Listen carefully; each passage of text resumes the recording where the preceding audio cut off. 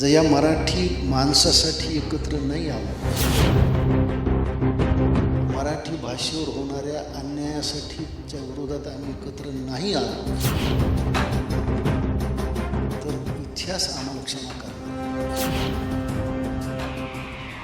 ठाकरे बंधूंच्या युतीची चर्चा सुरू असतानाच संदीप देशपांडेंनी ठाकरे गटाविरोधात मोर्चा उघडलाय. ठाकरे बंधूंच्या युतीबाबत देशपांडेंनी राऊतांसह उद्धव ठाकरेंविरोधात प्रश्नांची सरबत्तीच केली आहे. तर दुसरीकडे प्रकाश महाजनांनी ठाकरे बंधूंच्या युतीवर मोठं भाष्य केलंय. त्यामुळे मनसेतच ठाकरे बंधूंच्या युतीबाबत मतभेद असल्याचं उघड झालंय. 19 वर्ष झाली मनसे स्थापन, तेव्हा कधी उत्साह वाटला नाही. हल्लीच का तो उत्साह वाटायला लागला, याचा कधी विचार करणार आहोत की नाही आपण? अचानक उत्साह का वाटायला लागला, अचानक बॅनर का लागायला लागले? हेच संजय राऊत 4 महिन्यापूर्वी आम्हाला बोलले की बाळासाहेबांचा फोटो का लावतात, ते आमच्या मुनातने लावलेले तेव्हा, बरोबर ना? मग तेव्हा 4 महिन्यापूर्वी अचानक विचार बदलण्याचं कारण काय?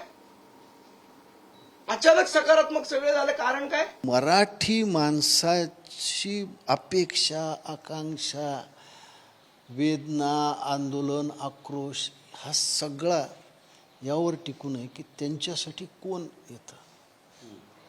आणि आम्ही जर क्षुल्लक काही गोष्टी मनात ठेवून जर या मराठी माणसासाठी एकत्र नाही आलो, मराठी भाषेवर होणाऱ्या अन्यायासाठीच्या विरोधात आम्ही एकत्र नाही आलो, तर इतिहास आम्हाला क्षमा करणार. विधानसभा निवडणुकीनंतर राज ठाकरेंनी मतभेद विसरून एकत्र येण्याबाबत वक्तव्य केलं होतं. त्याला उद्धव ठाकरेंनीही सकारात्मक प्रतिसाद दिला. त्यानंतर दोन्ही पक्षांच्या नेत्यांच्या भेटीगाठीही वाढल्या.